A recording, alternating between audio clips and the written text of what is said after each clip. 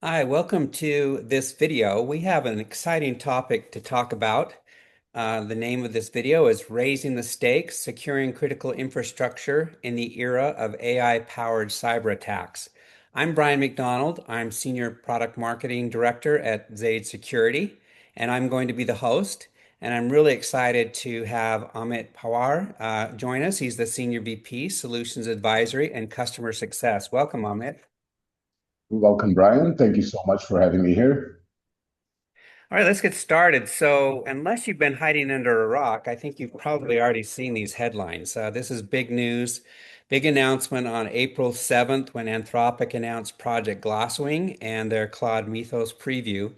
There have been a number of headlines globally around this topic. New York Times talks about Anthropic's new model. Mythos is a cybersecurity reckoning. Financial Times says there is a world pre-Mythos and there is a world post-Mythos. Bloomberg News says emergency level concern from central banks over AI breakthroughs. Frontier Tech Review says the end of the patch window, why legacy defenses are now obsolete. And then there are other quotes here too, as you see a massive red flag for critical infrastructure sectors globally, and that certainly applies to OT, and thousands of high security flaws found in major operating systems, according to the Hacker News. So, what does that really mean? Well, so this is the way I think of it. Imagine a hacker that never sleeps. He can read every line, he or she can read every line of code on the internet simultaneously and can spot a flaw in a fraction of a second. This isn't a sci-fi movie. It's the new reality of AI-powered cyber attacks. And with this recent announcement about Claude Mythos Preview, which is an AI model designed specifically for cybersecurity tasks, the staggering part is it's already found thousands of high severity vulnerabilities across operating systems, web browsers. And while AI finding bugs sounds like a win for defenders, it's a massive red flag for one specific sector, critical infrastructure and OT environments, manufacturing, utilities, etc. So today we're going to talk about why AI powered cyber attacks are raising the stakes for our power grids, water systems, factory floors, and supply chains, and why our traditional methods of defense are officially obsolete. Let's dive in, Amit. Yes, definitely. So what's happening, Brian, is we see that across the news we are talking about every infrastructure. We are talking about new age industries too. In fact, platform that were or the companies that were completely built on digital, which is cloud based only, right? But uniquely, as you mentioned, for critical infrastructure or industries like utilities, water, oil and gas, manufacturing, and everything, there is an inherent problem. You have a lot of legacy infrastructure. So we already know we do not need a model to identify what the problems are. We already know that the infrastructure is legacy. There are existing problems. So what's happening is with this whole Mythos model. Previously, a few years from now, we were worried about that. There is a Microsoft Patch Tuesday, or there are problems like 0 day, that the vulnerabilities that I'm not aware about, and there is no patch available, how I'm going to address it. Now, with this whole Anthropic Mythos situation, what's happening is the timeline has reduced from a 0 day to a 0 minute or a second type of a situation. Like you mentioned, you have someone who's working, who has capability of working across the clock, around the clock, 24 cross 7. And guess what? These agents, they cannot get tired. That's what they are built for. So think of an adversary, nation state, or somewhere outside. If someone is going to target you, they can put these type of models across to just look at what the problems are that your software vendors or your technology vendors are not even aware about. And guess what? If they are able to find five, they have this advantageous speed to figure out the exploits, discover and figure out the exploits, weaponize them, and kind of create a situation for you where you do not have time to do or fix the issues itself. So, from this whole AI advancement, the whole discovery process, the weaponization of the vulnerability and exploitation of the vulnerability kind of puts everyone into a situation where there is this whole 0 minute risk for entities or the organization.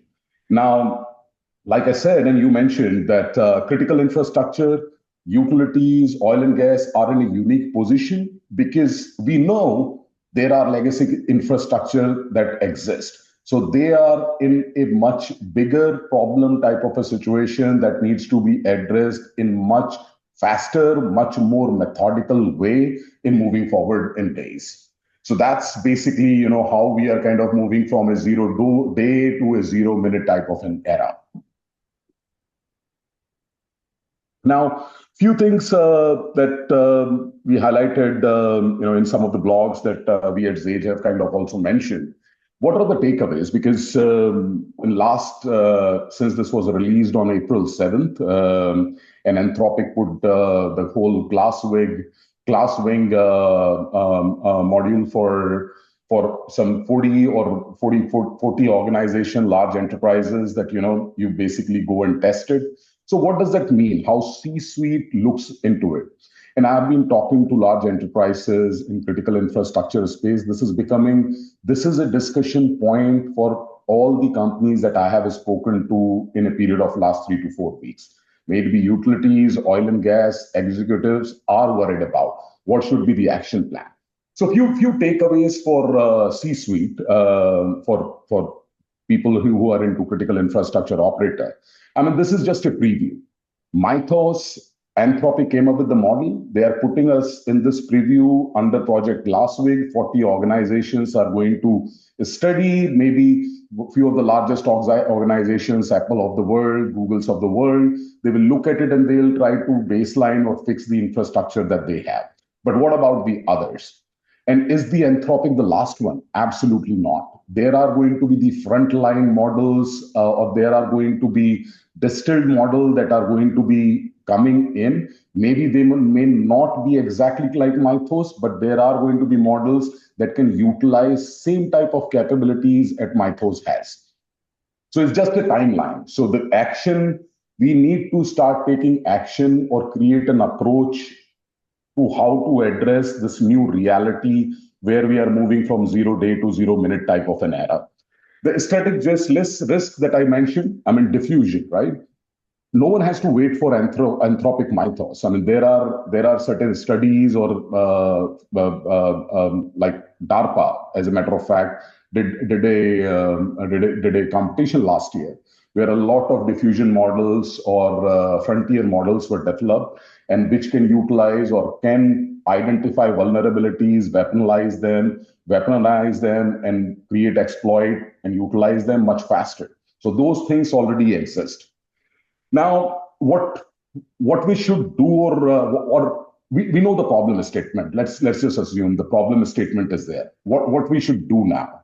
So the common theme that I see across critical infrastructure operators is, if we know that there is a legacy infrastructure in place, we have already invested a lot in existing cybersecurity technologies that can safeguard us. So let's assume that there is a breach, and then let's figure out, if I am in a situation of assumed breach, how I can make sure that I'm in a better position or how I'm addressing it. So zero trust architecture is basically one point of solution that everyone should move upon. And that's what I am seeing that most organizations are kind of moving towards. So what are 5 steps, if I have to be very quick on it?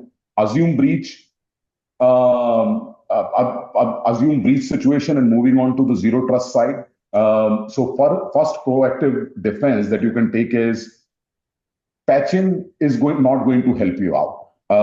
There are going to be vulnerabilities that your software or your technology vendor is not aware about that are now going to be out, and your software provider, your technology provider might not even have a patch. So assume patching will be delayed.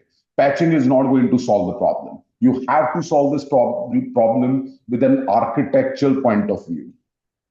Eliminate unnecessary trust path, right? Mostly, I mean, utilities we see because of NERC, they are on a matured side of the landscape. But oil and gas, right? I mean, we're talking midstream operations, upstream, downstream, right? I mean, you have to cut those unnecessary pathways to your operational technology environment. Who's connecting to your environment, whether employees or operators? Do they have inherent access to the environment? No. You have to reduce this to the zero trust type of an access. They should have access to the environment when they need it, not inherent access. Protect without disruptions, right? Implement security controls that respect industrial physical safety and 100% uptime requirement. Fourth important part, and that's part of your zero trust philosophy as well, network segmentation. Not a new term. We've been doing network segmentations last 2 decades in different industries, and we are there. But what is the type of segmentation we are doing, right? Our approach need to be a faster timeline to achieve segmentation so that blast radius can be reduced. Like we said, you are assuming there is a breach. There is a system that is going to be breached just because of it. Now, when the system is breached, is how malwares or ransomware or these systems how they are spreading to other systems.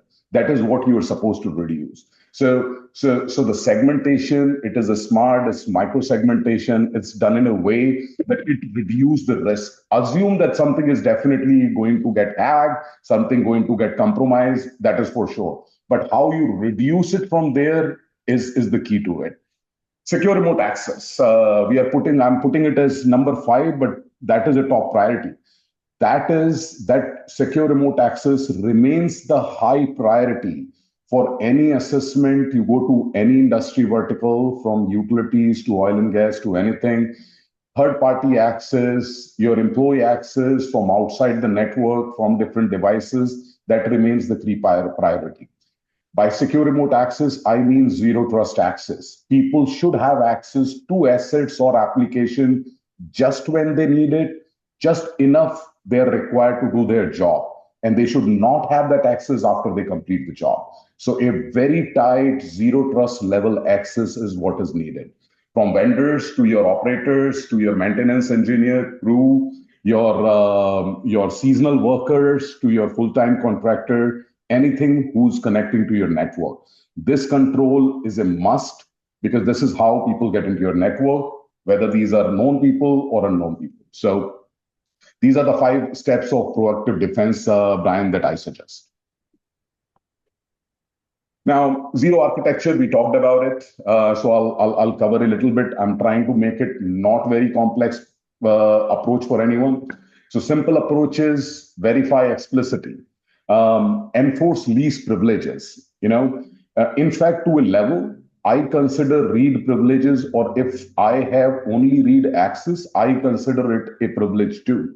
Any access to any individual is a privilege access.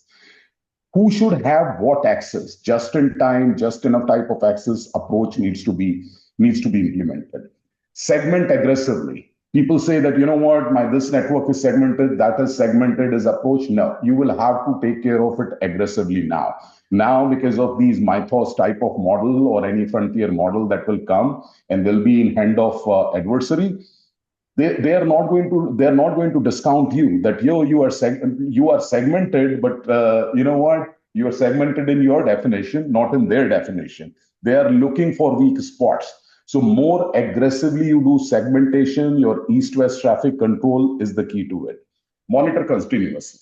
Monitoring has to increase that what is happening in your network is the key to it, right? How your network from outside is getting scanned. I mean, are there internal scanning tools or other things that are going and analyze behavior, your telemetry? These are going to be the important factor to it. Automate response. Now the enemy. I mean, I call AI not the friend of us techies, but consider that as enemy too. I mean, these guys are not getting tired, right? You cannot rely on manual operations or manual alerting anymore. your alerting, your response has to be in a way that is continuous, that has to be more predictive, that has to be more continuous, and in a way that it makes sense as well. So your automated responses, next steps needs to be formulated and improve continuously, right? Now we have Mythos. I mean, guess what? Next year, same time, we might have a model that 10 times faster or 10 times better than it. So we start not just preparing, start implementing from now and improving on what we are doing. That's going to be the key for it. So that's the approach that I recommend, Brian. That's awesome. All right. So we at Xage, right? I mean, that's something which we provide a unified zero trust protection across OT, data center, cloud, and AI. And like I said, the key is the zero trust architecture, the zero trust approach that you will have to build in, right? So if I have to do it, I mean, in terms of Xage, what we provide, I mean, we provide or empower, or not just provide, like the word we use, empower any user with granular identity-based policy enforcement. I am not giving inherent access to any user to the network where they have access to places they don't need. They have access to the assets, data sources where it is not required. Now, 10 years before, I mean, doing all that were tough. Now you have techs like us that can do it much simply, much easily, in much faster way as well. So achieving that is much easier.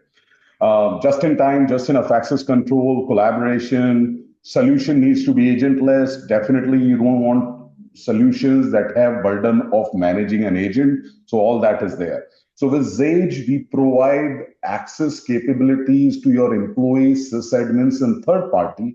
Your critical access portion who's connecting to your network is zero trust access approach to protect any asset, because assets are the key that can get compromised, that can have the situation of being locked out or not being usable and creating other concern.